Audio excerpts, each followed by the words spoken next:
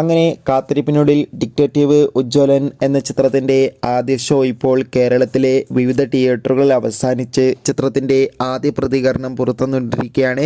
ആ ഒരു അപ്ഡേഷനാണ് എന്നൊരു വീഡിയോ ഭാഗത്ത്. വീഡിയോയിലേക്ക് വരുമ്പോൾ വീഡിയോ ലൈക്ക് ചെയ്യുക, ചാനൽ സബ്സ്ക്രൈബ് ചെയ്യുക.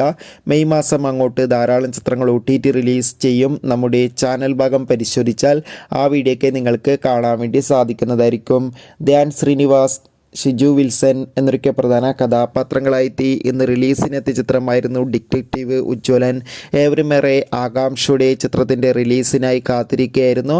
ഫൈനലി ചിത്രത്തിൻ്റെ ആദ്യ ഷോ ഇപ്പോൾ കേരളത്തിലെ വിവിധ തിയേറ്ററുകളിൽ അവസാനിക്കുമ്പോൾ ചിത്രത്തിന് മികച്ച പോസിറ്റീവ് റെസ്പോൺസാണ് പുറത്തുവന്നുകൊണ്ടിരിക്കുന്നത്. ചിത്രം ഒരു കോമഡി ഇൻവെസ്റ്റിഗേഷൻ ത്രില്ലറാണെന്നും ചിത്രത്തിൽ ധ്യാൻ ശ്രീനിവാസൻ്റെ മികച്ച അഭിനയം തന്നെ കാണാൻ വേണ്ടി സാധിക്കുന്നുണ്ടെന്നാണ് റിപ്പോർട്ടുകൾ സൂചിപ്പിക്കുന്നത്.